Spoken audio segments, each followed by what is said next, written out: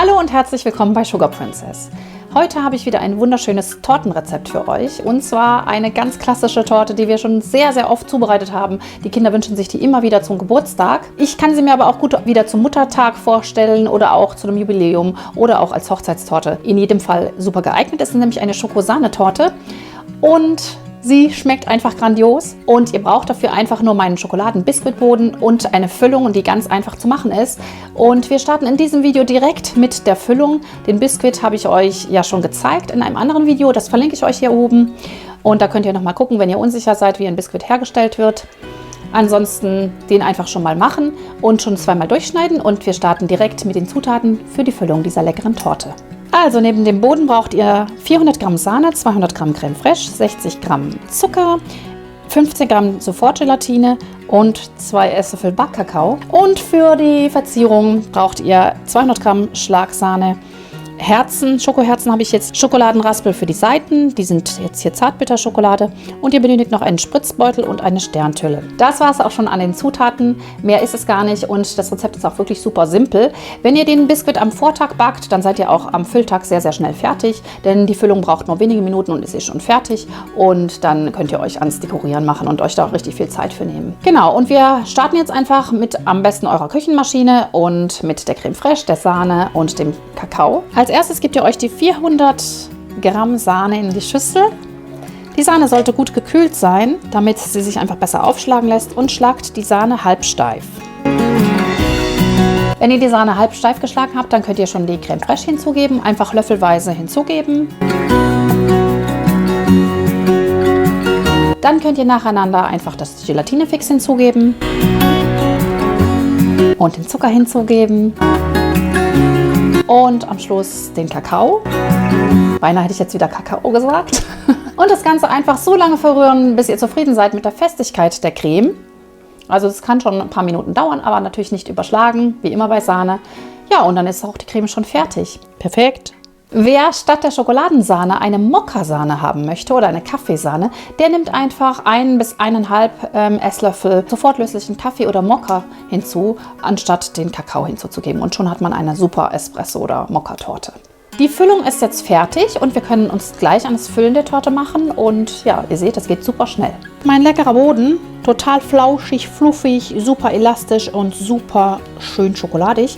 Und den habe ich mir jetzt eben zweimal horizontal durchgeteilt und die Oberseite schon mal unten auf meine Tortenplatte gesetzt. Das ist so eine Tortenpappe hier, denn ich möchte die Torte einfrieren bis zum Event und da ist es ganz sinnvoll, die so auf so eine Platte zu setzen. Genau, und jetzt fülle ich die einfach und die soll auch außenrum mit dieser Creme eingestrichen werden. Das heißt, ihr müsst halt jetzt genau gucken, dass ihr nicht so viel in die Füllung macht, dass ihr auch noch was für außen übrig habt. Ich brauche jeweils 1/3 hier drauf, dann kommt der zweite Boden, wieder 1/3 und der dritte Boden und dann kommt das letzte Drittel komplett außen um die Torte herum.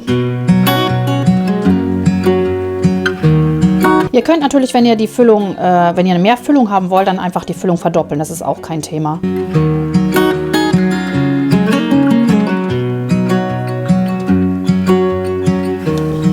Jetzt könnt ihr den zweiten Boden aufsetzen.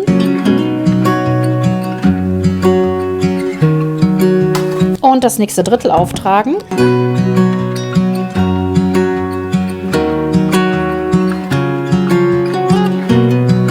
Einfach schauen, dass man wirklich auch bis zum Rand geht und nicht nur in der Mitte verstreicht. Denn sonst ist am Rand ganz wenig und in der Mitte ganz viel. Und jetzt kann der letzte Boden aufgesetzt werden. Dann nehme ich die Unterseite der Torte nach oben, damit es möglichst einen gleichmäßigen Abschluss gibt. Und ihr seht, jetzt muss man noch gucken, dass es natürlich in sich gerade ist. Aber die Torte ist jetzt schön gerade. Und der Rest der Creme kann jetzt aufgetragen werden, komplett über die Torte.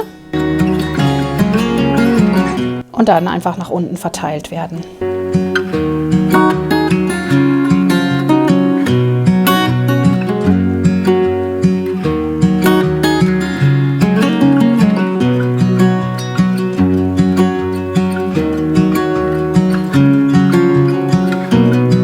Die Torte soweit eingestrichen habt, dann könnt ihr sie noch ganz glatt entweder verzieren oder ihr macht oben so eine Art Wellen mit dem Esslöffel einfach Wellen eindrücken. Das geht auch, wenn ihr es nicht ganz glatt haben wollt. Ich mache sie jetzt heute mal glatt zur Abwechslung. Dafür ziehe ich jetzt hier mit der Teigkarte einfach ringsum einmal ab. Dann habe ich jetzt noch was übrig. Und dann gehe ich nochmal oben entlang. Dafür darauf achten, dass eure Palette dann auch wirklich glatt ist und immer an der Teigkarte abstreichen. Und dann kriegt ihr auch eine ganz glatte und gerade Torte. Ihr könnt diesen Vorgang auch mehrfach wiederholen, bis die Torte dann eben euren Wünschen entsprechend gerade ist.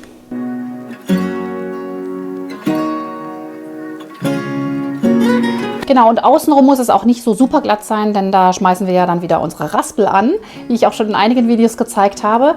Johannes regt sich darüber auf, er findet, das ist irgendwie so unschön, aber es gibt leider keine andere Technik. Vielleicht kennt ihr ja eine, also ich kenne keine andere, außer das Anschmeißen, entweder mit der Hand oder mit der Teigkarte. Aber wenn irgendwer von euch etwas weiß, wie man das noch irgendwie anders machen könnte, Johannes hat gedacht, ein Gebläse wäre doch toll, womit man sie dann anblasen kann. Also das haben wir nicht, aber ja, wir müssen halt auf die gute alte Teigkarte zurückgreifen. Und das machen wir jetzt dann auch. Ich mache das jetzt so, da ich mir ja hier die Torte ganz gerade gemacht habe, werde ich mir meinen Tortenteiler kurz aufsetzen, damit ich nachher sehe, wie ich die Torte am besten dekorieren kann, damit ich einfach so ein Maß habe.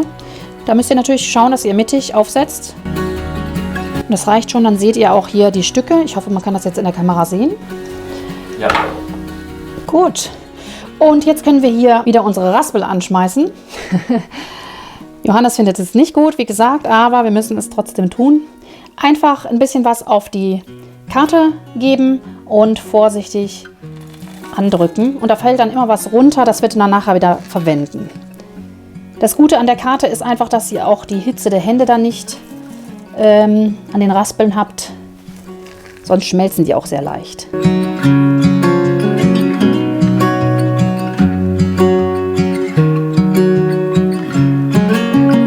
Damit ihr die Platte nachher verwenden könnt, könnt ihr natürlich Backpapier unterlegen. Da ich die Platte jetzt nicht brauche, die brauche ich jetzt nur zum Dekorieren. Ich werde die Torte, wie gesagt, einfrieren. Muss ich mir kein Backpapier unterlegen. Johannes hat eben gefragt, warum ich das nicht gemacht habe diesmal.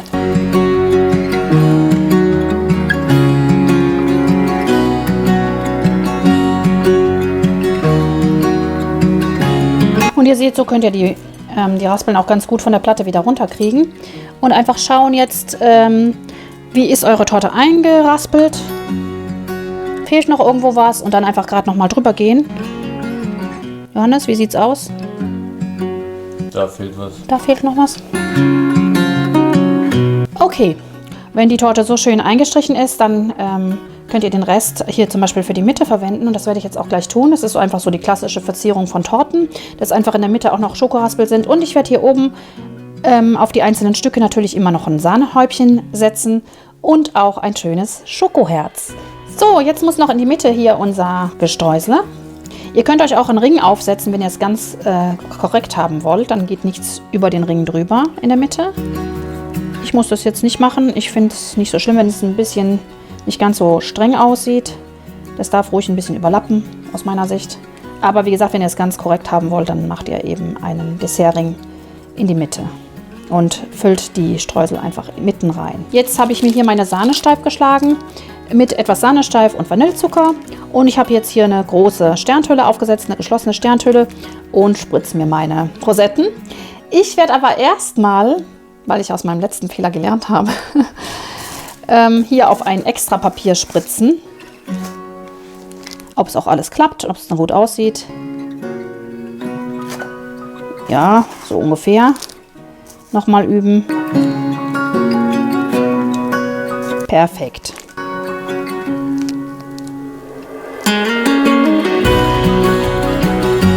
Ihr seht hier, meine linke Hand stabilisiert die Tülle, die rechte gibt den Druck von oben. Ich setze auf, gebe Druck, drehe so ein bisschen und lasse mit dem Druck nach. Dann ziehe ich hoch. Und so werden sie auch alle gleichmäßig. Es kommt halt darauf an, dass ihr wirklich auch gleichmäßigen Druck gebt. Druck geben, kleine Runde spritzen, Druck und nachlassen. Druck geben, kleine Runde spritzen, Druck und nachlassen. Druck geben, kleine Runde spritzen, Druck und nachlassen.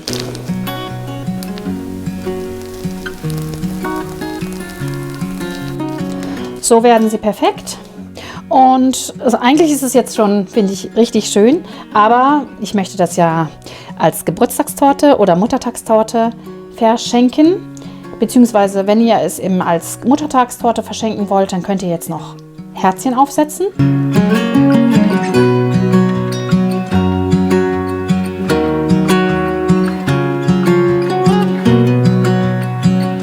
Ich finde jetzt zum Muttertag passt einfach wunderbar die Herzen mit dem kleinen roten Herzchen innen drin. Beziehungsweise ich mache die Torte jetzt für Jo, aber nicht verraten. So wunderschön sieht die Torte jetzt aus. Sie duftet auch richtig lecker. Ich würde jetzt ja gerne ein Stück probieren. Ich habe richtig Appetit drauf, aber das geht nicht. Die Torte ist nämlich für den Samstag erst und wir haben heute Mittwoch. Also da muss ich noch ein bisschen warten und mich gedulden. Wir werden die Torte jetzt für euch trotzdem anschneiden und das Stück dann heimlich wieder reinschieben und die Torte dann einfrieren, so dass ihr einfach sehen könnt, wie sie innen aussieht.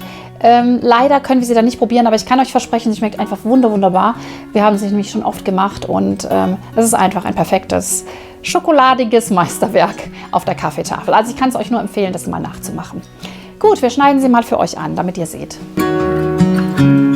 So eine Torte lässt sich natürlich immer besser anschneiden, wenn sie auch schön gekühlt ist vorher. Also ich rate euch, bevor ihr anschneidet, kühlt sie ein paar Stunden, dann geht das viel einfacher.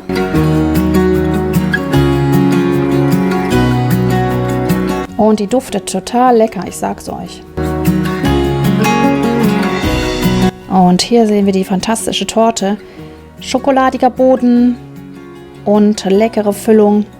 Einfach ein perfektes, schokoladiges Prachtstück auf der Kaffeetafel. Das war unsere leckere Schokosahnetorte. Wenn euch das Video gefallen hat, dann lasst uns gerne ein Like da, abonniert den Kanal für weitere Videos, drückt auch die Glocke für alle Benachrichtigungen und ich verlinke euch jetzt hier oben nochmal die Torten-Playlist. Hier bekommt ihr ein Video speziell für euch angezeigt und hier könnt ihr den Kanal abonnieren und wir sehen uns beim nächsten Mal. Bis dahin alles Gute für euch und tschüss!